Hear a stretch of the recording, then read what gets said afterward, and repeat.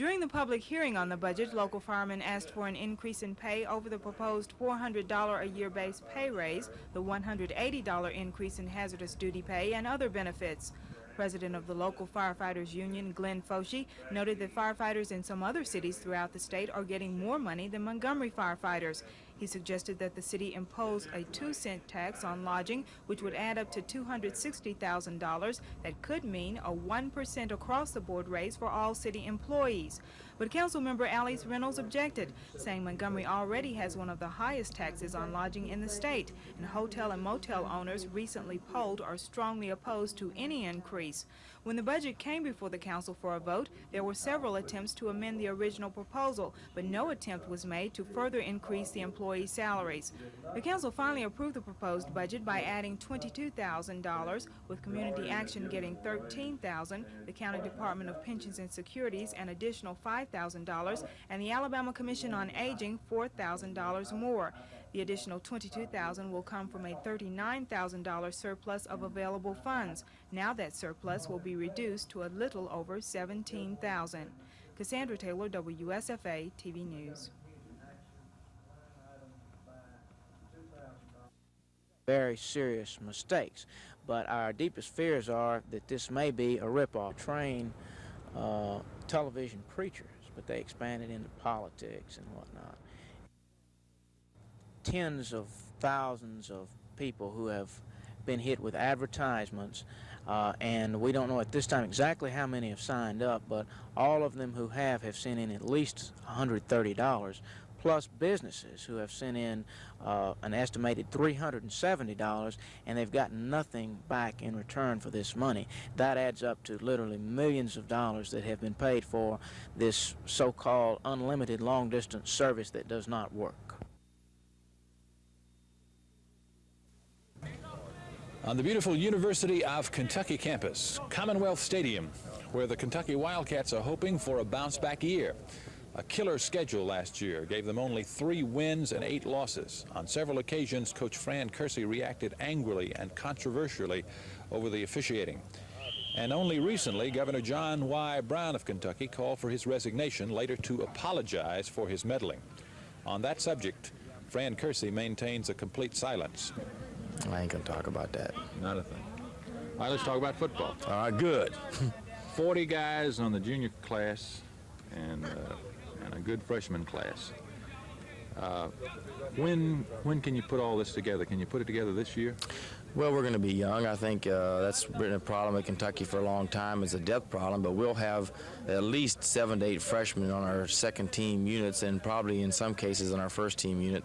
It's one of those things that it's part of college football, and I think it can be put together quicker than expected, but we're going to have to. I guess we have no other choice. We've taken our freshmen, we've put them into the situations, under pressure situations, just like the varsity kids. The only thing you don't know is when they come out into this beautiful stadium here, and there's 58,000 people getting, and all of a sudden their minds go completely blank, and you have to anticipate that. So we're going to go with what we have, though. We're going to go with the best talent. Despite the off-the-field distractions, Kentucky turned up a top freshman class, rated 13th best in the country by Blue Chip magazine. That and that 40-member junior class, because of the freshman redshirt rule 2 years ago, give the Cats hope for the future. The question is, can Fran Kersey, with another tough schedule, wait that long? This is Phil Snow reporting from the University of Kentucky in Lexington, Kentucky.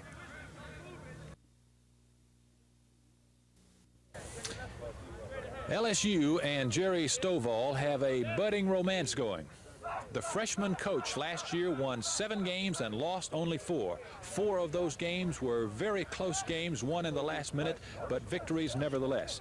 Now he faces one of the toughest schedules in college football history. That is, the toughest opening schedules. He has Alabama on September 5th. A week later, he plays Notre Dame in South Bend. Trying to do is keep proper perspective with them, that we don't want people to say, well, if you win the first 2, you're going to be national champions, or if you lose the first 2, you're an also-ran. Not at all. The important thing for us is to play well, keep our young men healthy, and show improvement. No question about it, LSU won some games last year they weren't supposed to. With Colorado and Kansas State no longer on the schedule this year, winning 7 games may be a problem for Jerry Stovall. But he's a striver. He'll be there. The question is, can they come back if they suffer bad losses to Alabama and Notre Dame in the first 2 games of the season. We'll see. This is Phil Snow on the SEC Skyriders Tour in Baton Rouge, Louisiana. Tomorrow night, we report from Ole Miss. Denton says there are and probably always will be people who need government assistance to survive. But he says those people who can support themselves without welfare must be encouraged to do so. That is the primary thrust of the committee he heads. He calls the hearing this morning an investigation to determine which social programs are most effective in eliminating poverty. 4 panels offered their advice to the senator during the hearing. One panelist, the director of Action in Washington, D.C., Thomas Pauken, criticized the social programs of the past. And I think one of the things about the 80s is we have to understand that the old way hasn't worked, and the time has come to begin to look at some new approaches and some new initiatives. Because I think what's happened is we've moved away from the idea of personal responsibility towards centralized government. The attitude has developed among many Americans, well, let government take care of it. Pauken says the key to success lies in encouraging a personal response from welfare recipients to better their conditions. Other panelists, though, disagree with Pauken. They say welfare recipients are fighting not only poverty, but stereotypes that characterize all recipients as lazy and uneducated. They say the solution is more and better paying jobs. Denton admits he's entered the hearings with at least one predisposition. The federal government must cut back on welfare spending. But he says many more hearings must be held before any solution is found to the problem of how to make these cuts without hurting those people who are truly needy. Tom Foreman, WSFA TV News.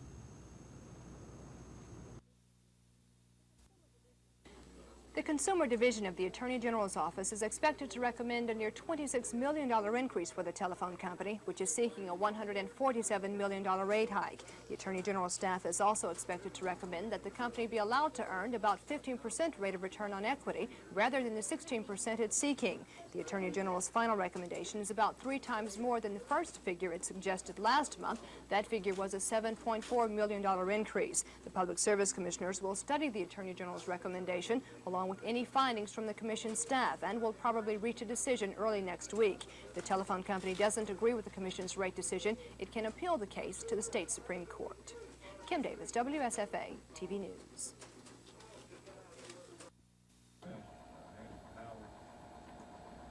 Then you have a comment I thought I saw that as we plan this, and the people of Alabama are the ones, and also the representatives from the areas, your Senate and House members from your congressional district are not meetings that were scheduled or sponsored by the subcommittee. I apologize if I inferred that. Each area in the state would have equal representation on it. It is simply for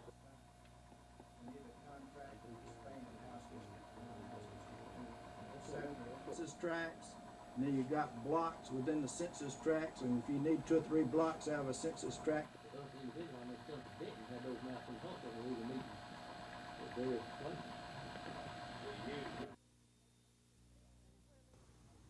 The extended wear lens is made mostly of water from 55 to 79%.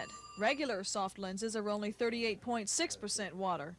The extended wear lens is made of a special plastic similar to the regular soft lens but more fragile, and they can be worn up to 2 weeks without being removed for cleaning.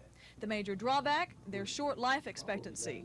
Probably if you get a year's wear out of one, you'd be doing pretty good. And whereas the average soft lens, 18 months to 2 years, is average life expectancy. And of course, again, that's average. Some of them go a good bit longer than that. What causes the short life? They usually split or tear. Again, the high water content, they're just more fragile, and they split or tear. When you take them out and clean and disinfect them, that's when you split them. Price, too, can be a drawback. Extended wear lenses cost from $100 to $150 more than the regular soft lenses, which cost about $250 to $300, including examination. Hard lenses cost about $175. Another difference in the lenses is the cleaning process. Extended wear lenses only require a chemical cleaning every couple of weeks or so. Regular soft lenses, daily cleaning in chemicals or heat. What's the attraction with all these drawbacks? It's strictly a matter of comfort, because there's They're more expensive, they don't last as long, but they're more comfortable to wear. Extended wear lenses are being sold by various opticians, but to get the new contacts, your physician must recommend them for you. Gina Gregory, WSFA TV News.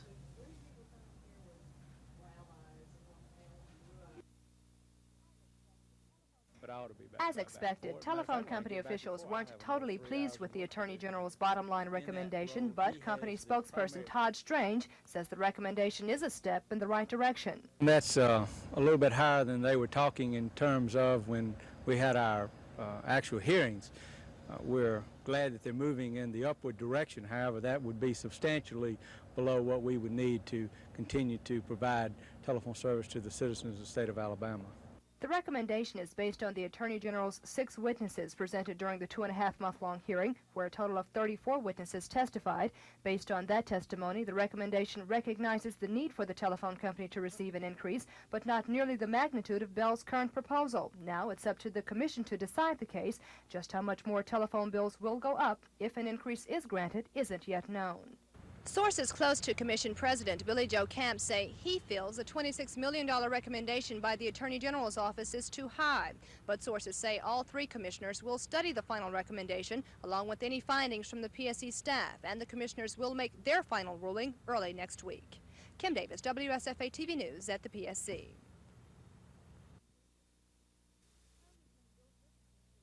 Congressman Bill Dickinson says the new nuclear submarine is under construction at General Dynamics Corporation at Groton, Connecticut, and is expected to be launched about March of 1984. The new USS Alabama is the 5th naval vessel to be named after the state. The first 2 were sidewheel steamers commissioned in the 1800s, while the 3rd and 4th were battleships commissioned in 1898 and 1942. The 4th USS Alabama was used during World War II and is currently a tourist attraction on the eastern shore of Mobile Bay. Dickinson says the new USS Alabama will be one of the fastest and quietest running submarines in existence. It is able to fire from a submerged position a ICBM, an intercontinental ballistic missile, targeted at the Soviet Union or any place that we choose. It has a range of some 6,000 miles. From shortly offshore of the United States. It can target any potential enemy in the world. Dickinson says the new sub will be 560 feet, almost the length of 2 football fields, 42 feet wide, with 20 Trident missile tubes and 4 torpedo tubes. Cassandra Taylor, WSFA TV News.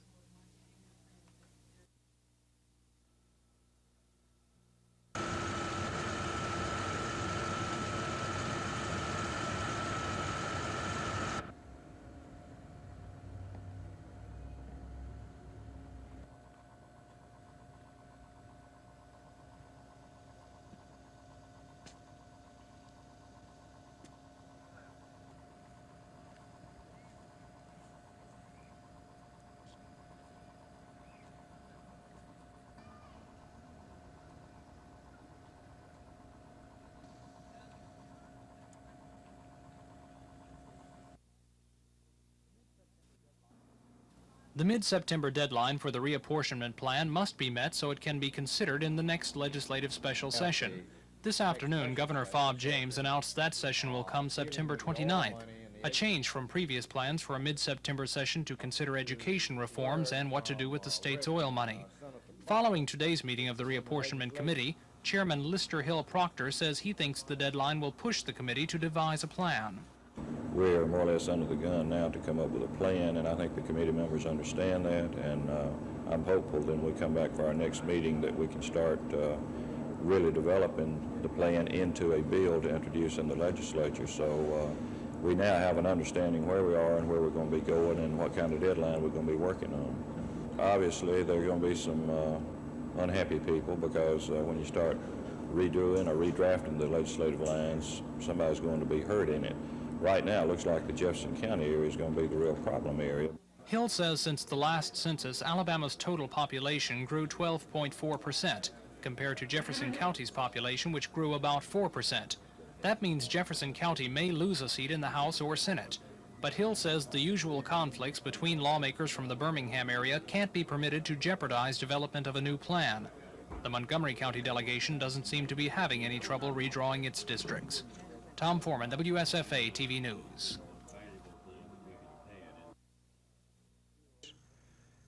And Mr. Skiro, official of the company, for selecting Demopolis, and offer sincere congratulations to Mayor Allen and members of the ADO team, other local officials for all of their work in getting this package put together. Mr. Bergeron, I want to welcome you to Alabama officially, and if you or any of the other gentlemen have any remarks to make here, we'd be delighted for you to do that. 8 years of growth, and I think that's a fantastic... Our waterways, and these barges being built on the Tom Bigby, and that's good.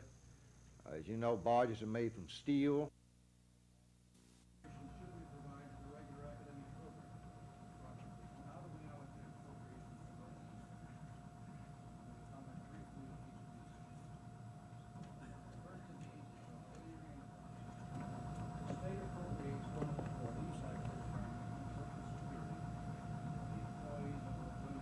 I don't know exactly what the scenario will be starting next week, but we do meet back here next week, and we are getting further into detail with respect to what we're trying to find, and that is just to make sure that we get the best hold on education generally from K through 12 and also up through the four-year major universities. Was one of the big...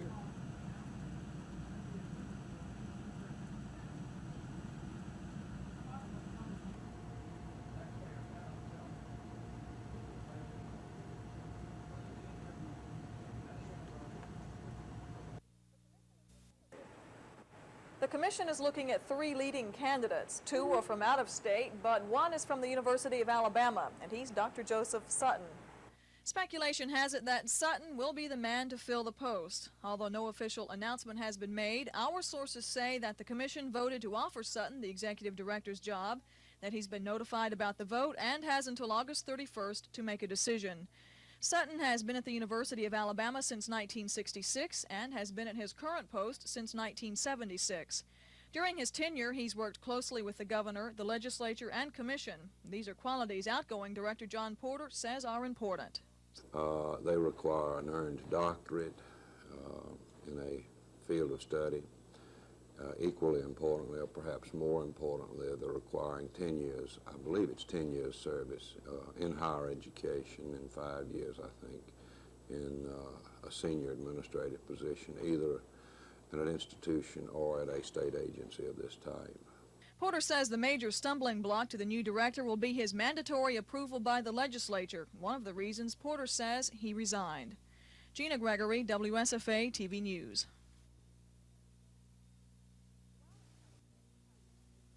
While in California, Congressman Dickinson says he asked President Reagan to abandon the airborne MX missile and suggested that he consider a land-based system. He urged on him very strongly to abandon the idea of an airborne MX missile launching system because it's impractical. We've studied it to death. It just has no features that would make it superior to a land-based system. Dickinson says he also urged the president not to consider duplicating the D-5, which goes into the Trident submarine, because he says the triad is compromised if they're combined. He says the nation's defense posture based on land, air, and sea forces should be kept in even balance. Dickinson says even though he suggested that the president move forward on a land-based mode, he didn't make any specific recommendations on the location or the type of transport. Cassandra Taylor, WSFA TV News.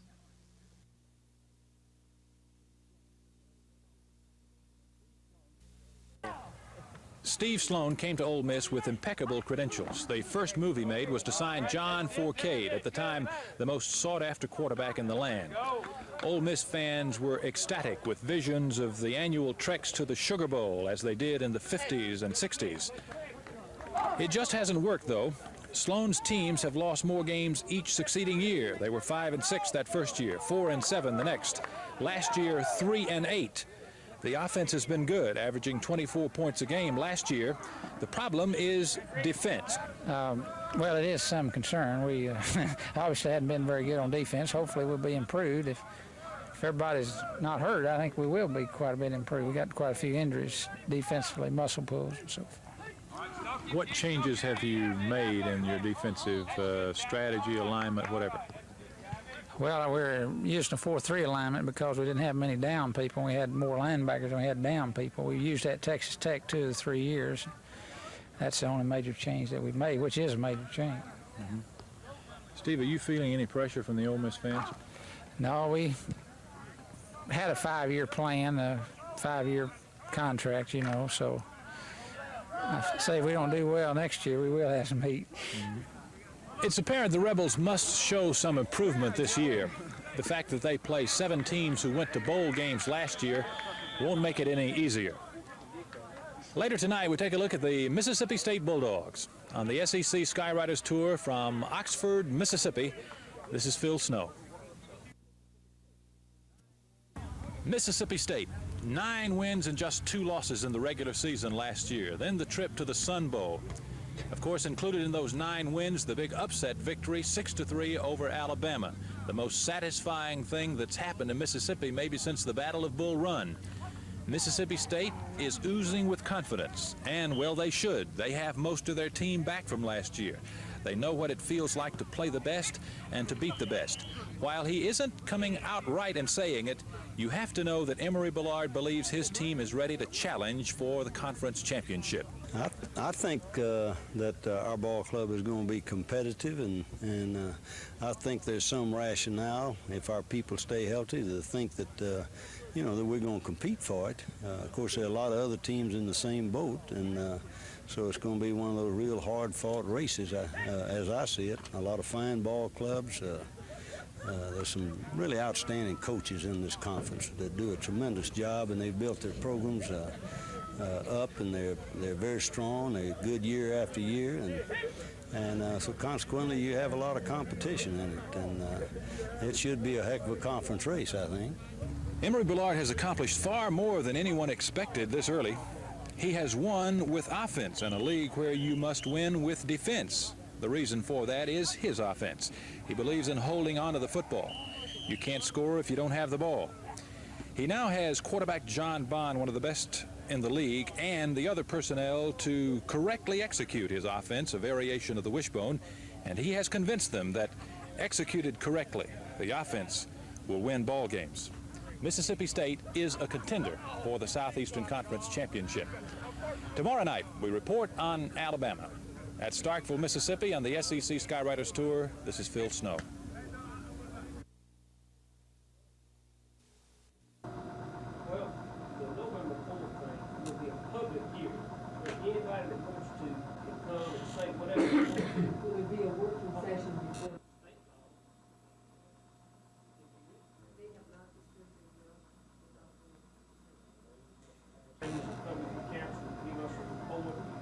Where they would have gone out.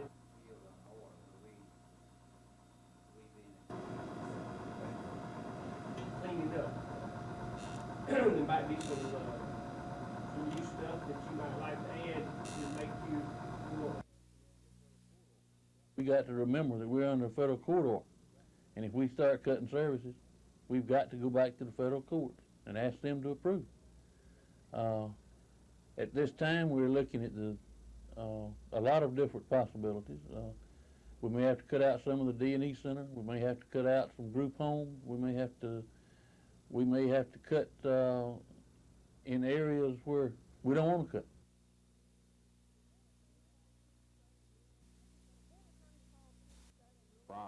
Board Attorney Charles Cootie says the ruling is nothing but a clarification of a 1979 legislative act that said the commission had no approval authority regarding campuses that began operating after 1960 and before the act's effective date. Under the ruling, the only area that the commission has to operate in now would be if the State Board of Education decided to authorize some new off-campus program. That program, once the board authorized it, would then have to be presented to the commission for their approval. Otherwise, the commission has only some limited control over programs that may be developed by the board.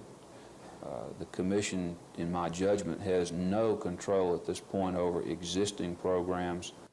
Cootie says one of the major problems the board has been faced with is duplication of programs in the two-year schools. He says the ruling is aimed at eliminating that. Cootie says while the ruling probably won't mean any major changes in either criteria or program content, the board is disappointed with the judge's ruling.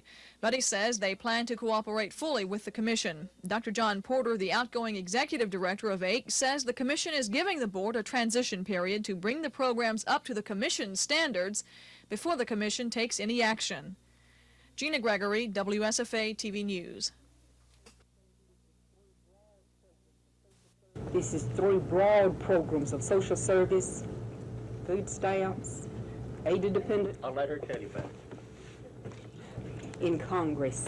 Get back on it, adapt it to Alabama, and start automoing in the next few months with what they've made in finding employment.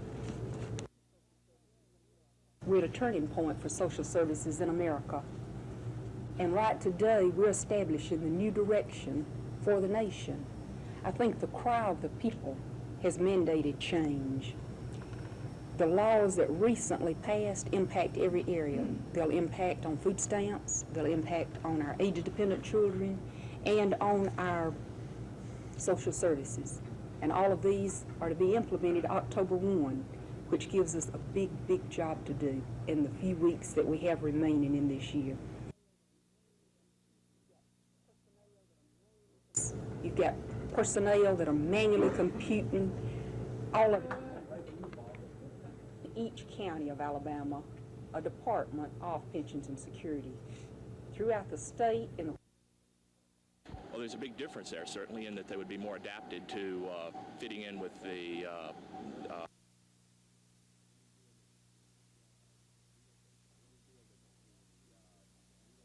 we feel that the relocation of refugees will add to the problems we're already facing with unemployment, and also it will add to the tax burden. It'll certainly be taxpayers' money who will be supporting these people, as has already been indicated. They are completely alien to our culture, our language. They'll have to be taught basic skills and found jobs, and we feel that our government should adopt a policy of putting America first for a change.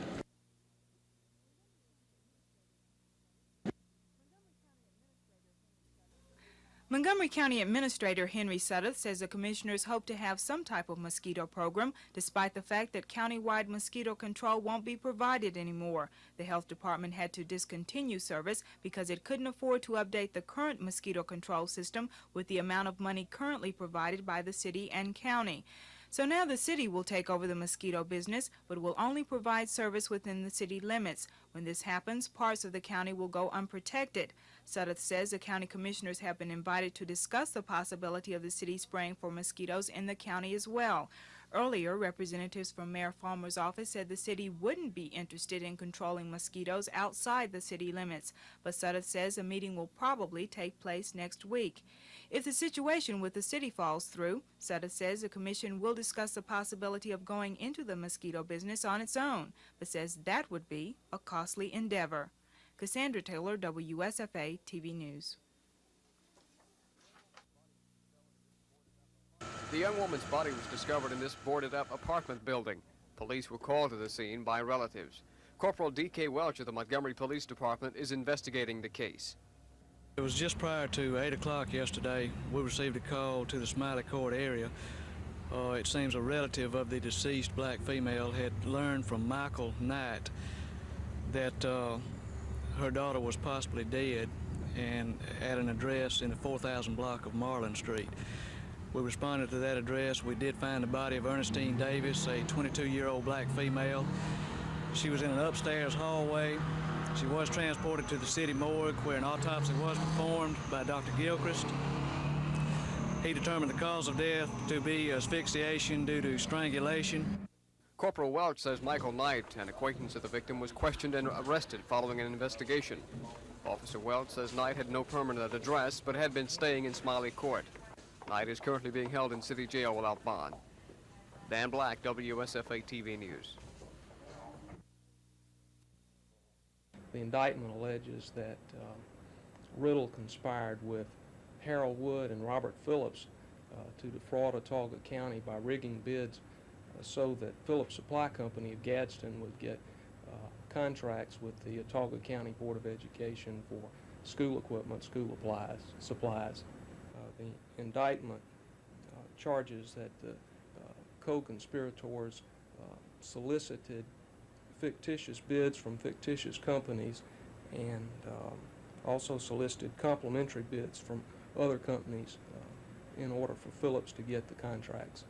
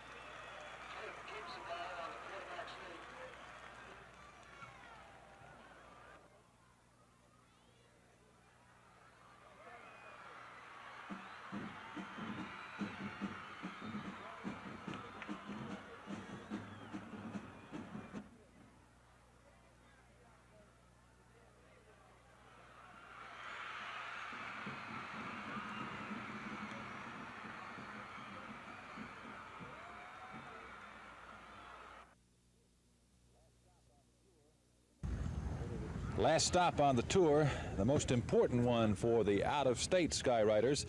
They don't get many shots at Bear Bryant, and especially in the year that he is expected to become the winningest coach of all time. Aware of the anticipation and the excitement of his players, the grand old coach is low-keying it all the way, apparently convinced he must not let the excitement run too high this year. I'm trying to get the players ready to play, trying to relax myself.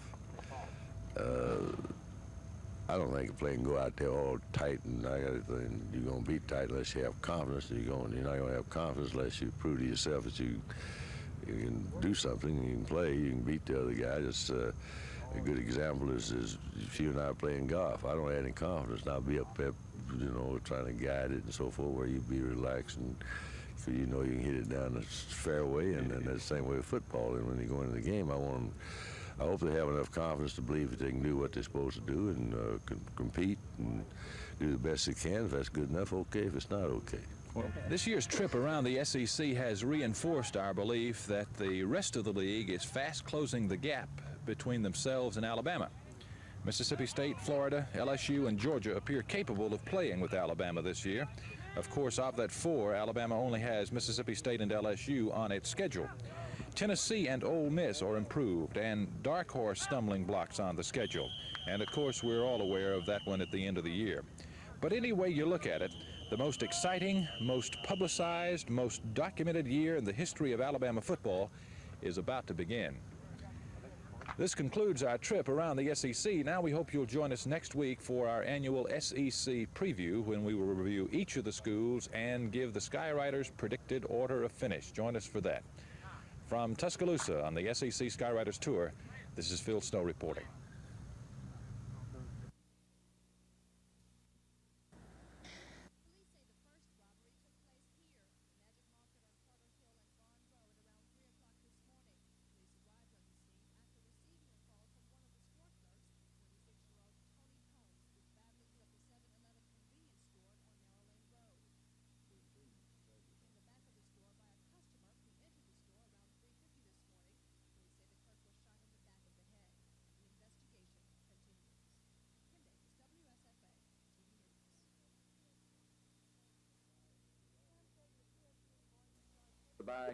Camp says the PSC is going to start taking a look at the utility's financial status when making a decision on rate hikes. He says if the company is healthy enough to sustain its current rate, it will be hard-pressed to get additional rate relief of any significant amount.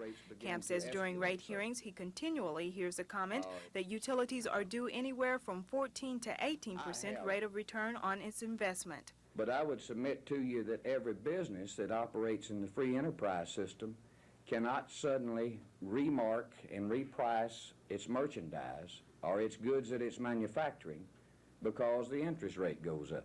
Camp says the utilities must tighten their belts and cut back, just like other industries and areas of government. He says any financial hurt due to inflation must be shared. The PSC will decide on Monday if South Central Bell Telephone Company should get the $147 million rate increase it's asking. Camp wouldn't say how he'll vote, but he did say the utility is a very healthy company and the consumers can expect a fairly low increase. Cassandra Taylor, WSFA TV News. The burden of proof is on the defense team, led by attorneys Walter Chandler and Jimmy Poole. Their witness, clinical psychologist Patrick Slattery, told the court today that James Eastman is mentally disordered and suffers from a depressive disorder and a sexual disorder. The state's case being tried by Chief Deputy DA Louis Gillis and Assistant DA Ellen Brooks charged that Eastman is sane and is only suffering from what they call situational depression because of his legal problems. Psychologist Dr. Ed Seeger, the state's witness, told the court that James Eastman is sane and can understand what is going on in court. The state then called several Montgomery County deputy sheriffs who work in the county jail where Eastman has been since he was arrested. He was arrested and placed there earlier this year. They each testified that James Eastman acted normal for a man in his situation. During today's hearing, James Eastman, a man described by most people involved in this case as having a genius IQ level, sat motionless. He didn't speak and he stared down at the defense table. He was unshaven and he never said a word or never looked up at the jury. This is Norman Lumpkin, WSFA TV News at the Montgomery County Courthouse. Down here, so it's a delight to be here, seeing my old friend one time.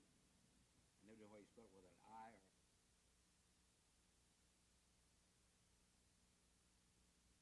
Instead of having a decrease in the revenues coming into the federal treasury, it worked successfully, produced more taxable transactions, caused money to change hands more often, brought about greater investments. And as a result, the revenues coming into the federal treasury did not decrease, but they actually increased during Kennedy's administration. What, don't you? You didn't have any problem with that at all. Well, it was a great pleasure in the halls of Congress and the Senate, and it's a pleasure again. Thank you.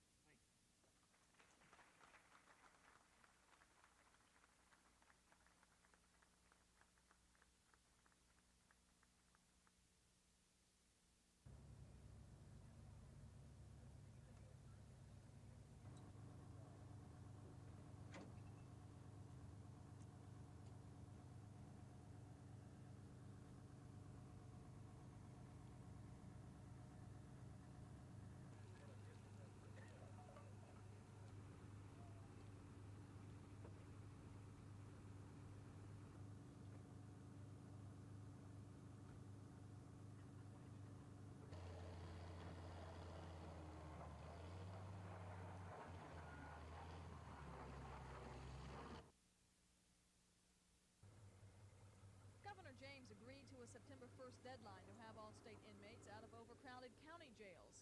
That's only 4 days away, and the overcrowded situation still exists. The governor's legal counsel, Jimmy Sanford, says the reason for the request is for more time to find alternatives other than another mass release of state inmates. It was a close call to release prisoners in the first place. I say close call, it was 50.1 to 49.9, and it was just that he felt like that particular release was not, with the character of the crime that was committed, was not would not jeopardize the public. As grounds for the request, the governor, as receiver for the prisons, is assuring Judge Varner that within 60 days he can place 960 inmates in temporary facilities. Sanford says there are 100 spaces available in the Atlanta Federal Penitentiary with the possibility of 100 more. That's just one of the options. Sanford says the governor also wants to put up more modular housing to provide 500 spaces, to assign inmates to county facilities with extra space, providing for 200 inmates, and to use the old Houston County Jail that would house 60 more inmates. Sanford says the governor wants to begin implementing the temporary plans immediately because 60 days doesn't give them much time. Gina Gregory, WSFA TV News. Charles Rape, alias Charles Ray, has been living in Dothan for the last 7 years, married with 2 children, and living with a secret until this week. 27 years ago, Rape was sentenced to 5 years in prison for stealing his ex-wife's car. He served 9 months of that sentence and then escaped from the Atmore prison farm in 1954. He was free until Monday of this week when he was arrested here at home. And they drove up in the driveway here right where the red car is sitting, and one of them got out and come over to me right there on the sidewalk.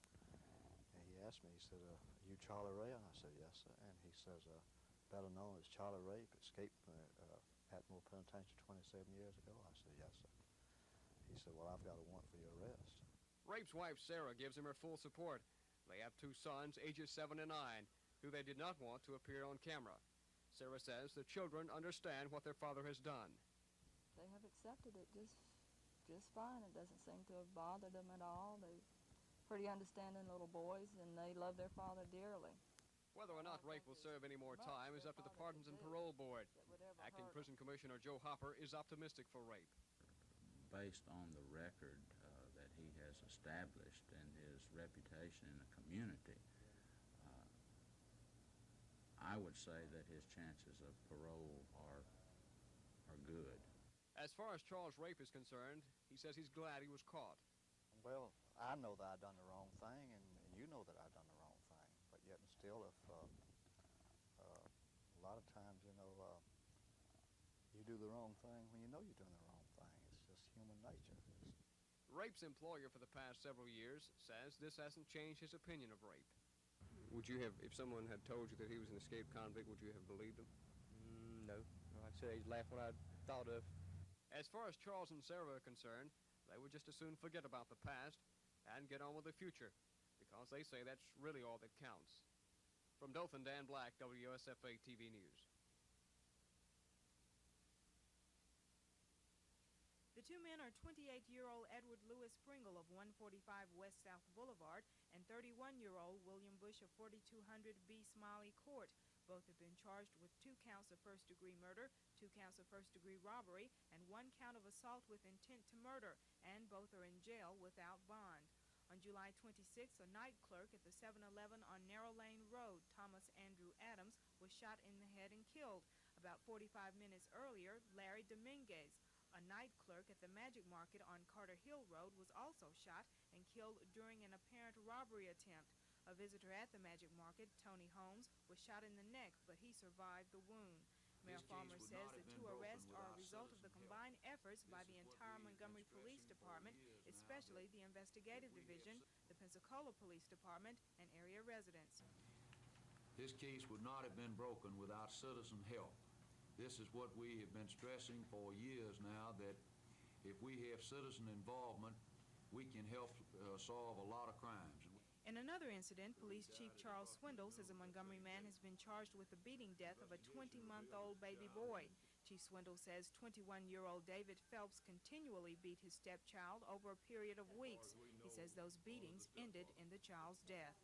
Cassandra Taylor, WSFA TV News.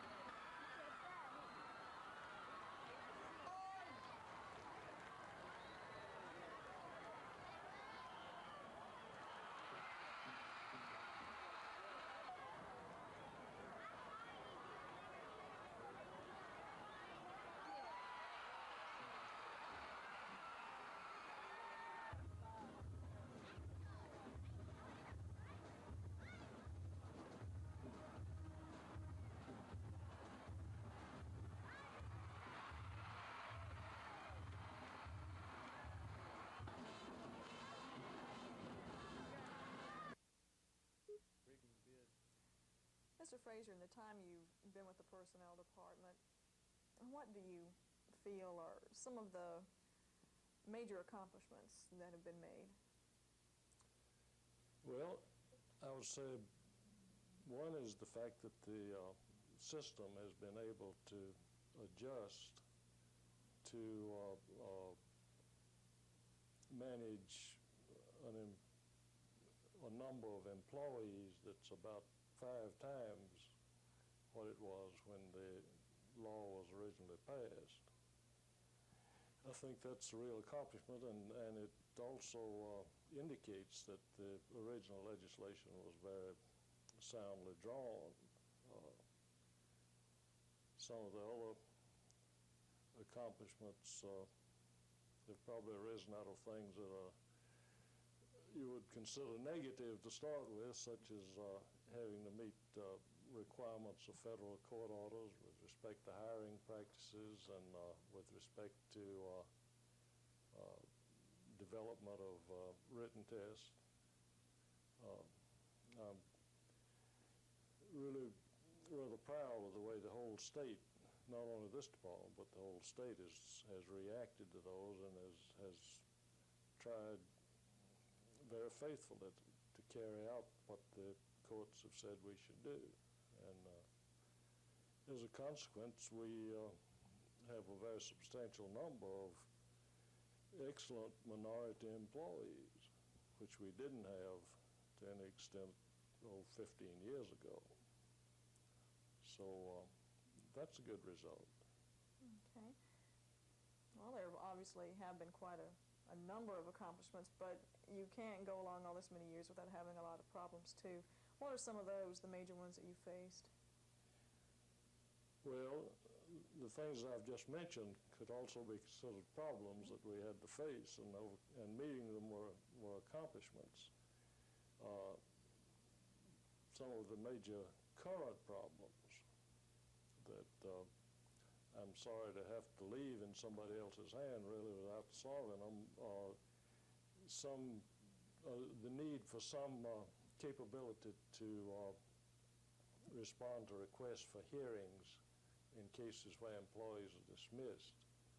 The law requires that the Personnel Board hear a dismissed employee's appeal, and the Personnel Board normally meets only once a month. They're citizens with other full-time occupations, and it's very, very difficult to hear more than one appeal at a board meeting. So we really need a hearing examiner system to do that, and although we've tried to get the legislation amended for about the last 5 or 6 years, we've not been successful. Not everybody agrees that an employee would get the same sort of justice before a single hearing examiner as he would before a board consisting of several people.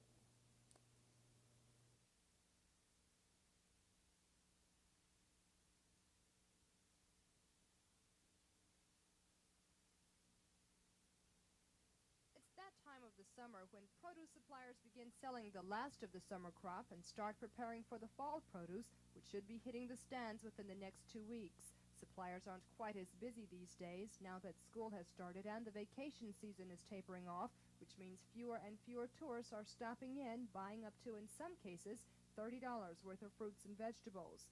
Some produce stand owners say on an average day this summer, they'd sell up to $1,000 worth of goods. During late August and early September, some suppliers are selling only $200 to $300 worth of produce. This is the worst time of year for produce sellers, but overall, R.D. Wright says it's been a good summer, the best for him in 3 years. It was a good year for this summer. Was a good produce year. We had a lot of stuff come in. We had plenty of watermelon, tomatoes, everything come out of Florida good. We had a good crop at home. Wright says Labor Day will be the final day when he'll sell a good portion of the produce. Then after Halloween, Wright says he'll shut down the stand until spring, when business opens once again. Kim Davis, WSFA, TV News.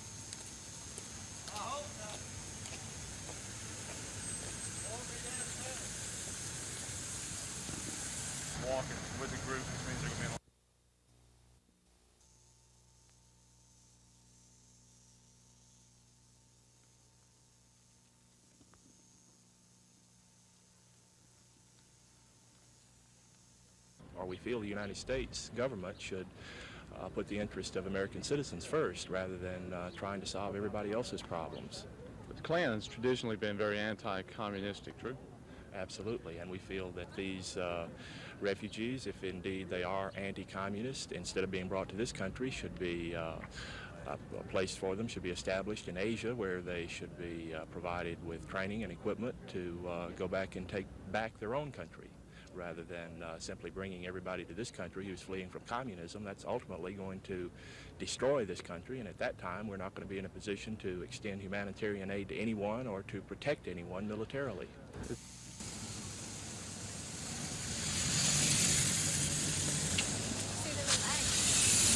Yeah.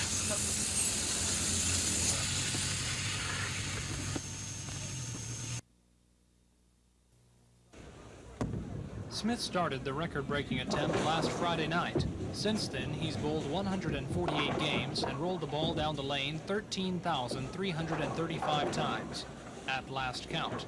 It's all part of an effort to raise money for a Hank Williams Memorial Museum.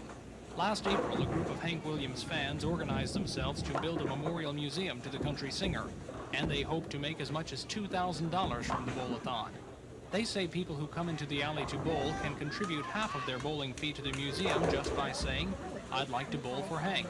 The president of the Hank Williams Memorial Fund, Rick Owen, says they hope Smith's world record attempt will draw people in to bowl for Hank. So far, Smith seems to be doing well. I'm going to give it the best shot I have. That's all I can do, you know. Right now my arms are a little tired, but, you know, as long as I keep pumping, I'll be all right, I guess. The rules for breaking a world bowling record allow a 5-minute break each hour. The bowler only has to move the ball down the lane. He doesn't have to hit any pins. Smith is hitting a lot of pins now, but that may change by the time he breaks the world record of 155 hours and 15 minutes. He won't reach that point until Friday morning. Tom Foreman, WSFA TV News.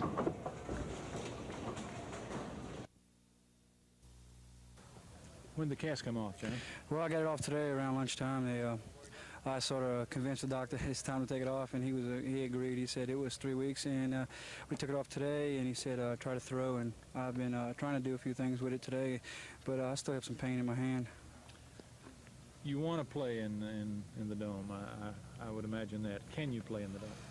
Oh, I want to play, yes, because it's a very important game for our team, and I'm from New Orleans, but can I play? I won't know until next week. Personally, honestly, I think I can play. I think I will play. It won't be a starting role. It'll be if they need me. It's the only way I'll play. Are you impressed with the changes that the defense is making and the people they're putting on that side to play the 4-3? Well, I think the biggest change we had was when we moved Hooper over there. I think Hooper inspired the defensive players by his attitude when he played on offense. Everybody likes him. I think the defense changed to a new alignment and running at 4-3 is going to really help because our best players, solid ball players, at linebacker. We have so many of them that can play. I think the defense they're running now is going to be outstanding for our ball club next year. You think Steve has got to win this year? Well, I don't want to say his job's on the line or a lot of coaches, but he wants to win this year. We want to win this year. I think we will win this year.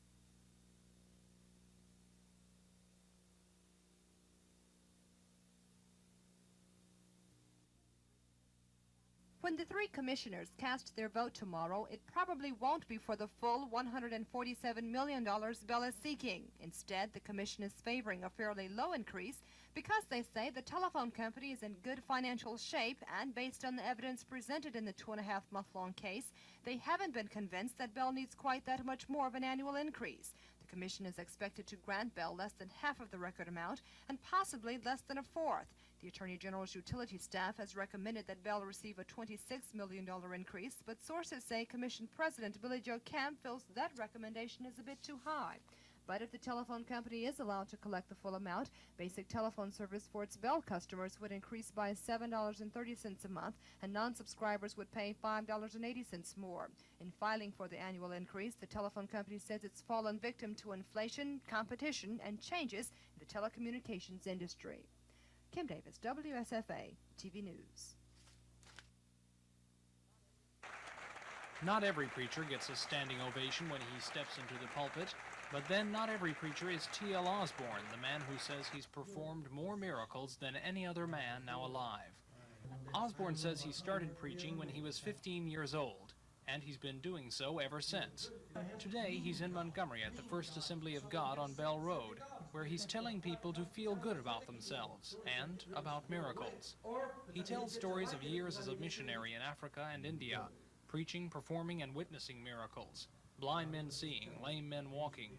He invites unbelievers to check medical records attesting to miraculous healings. But there's a catch. People ask me, are these miracles documented? No. I had a whole drawer, a whole file of documentation on miracles, but I burned them all up because I never made a convert with medical documentation of miracles. Osborne insists, though, he's not dodging the issue. He says his goal is to make people feel good and prove there is a God, and you can't do that with documents. He says people who believe in miracles don't need proof, and those who don't believe won't be convinced by documentation anyway. Osborne won't say how many miracles he's performed because he says people won't believe it and consequently won't listen to what he has to say.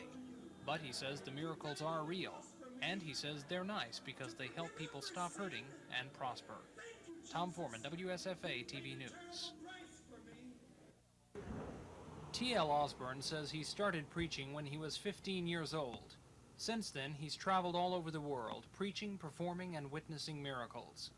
He received a standing ovation when he stepped into the pulpit at the First Assembly of God on Bell Road today, but this is a man who says he's performed more miracles than any other man now alive. He tells stories about years as a missionary in Africa and India, stories full of lame men learning to walk and blind men seeing. Osborne invites skeptics to check medical records attesting to the miraculous healings, but there's a catch. People ask me, are these miracles documented? No. I had a whole drawer, a whole file of documentation on miracles, but I burned them all up because I never made a convert with medical documentation of miracles. Osborne says his goal is to make people feel good and prove there is a God, and you can't do that with documents. He says people who believe in miracles don't need proof, and those who don't believe won't be convinced by documentation. Osborne won't say how many miracles he's performed because he says people won't believe it and consequently won't listen to what he has to say. But he says the miracles are real, and they give hope to people who have none. Tom Foreman, WSFA TV News.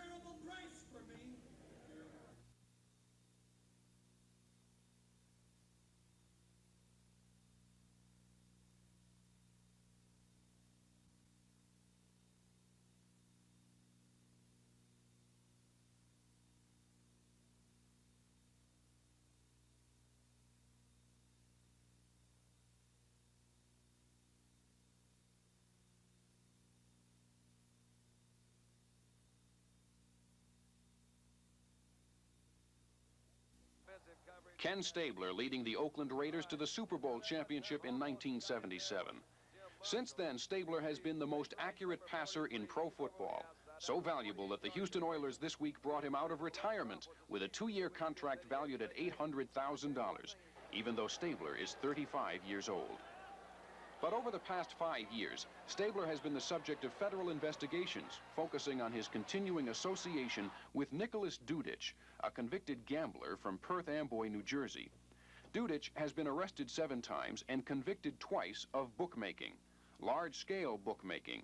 These documents obtained by NBC News demonstrate that Dudich failed to report at least $50,000 to the IRS in 1972 and 1973. New Jersey law enforcement officials have told NBC News that Dudich is a multimillionaire with Swiss bank accounts and ties to organized crime. Stabler's association with Dudich is not illegal, but it could violate the National Football League Constitution. Each year, the NFL warns all players to avoid gamblers out of fear that the gamblers might attempt to bribe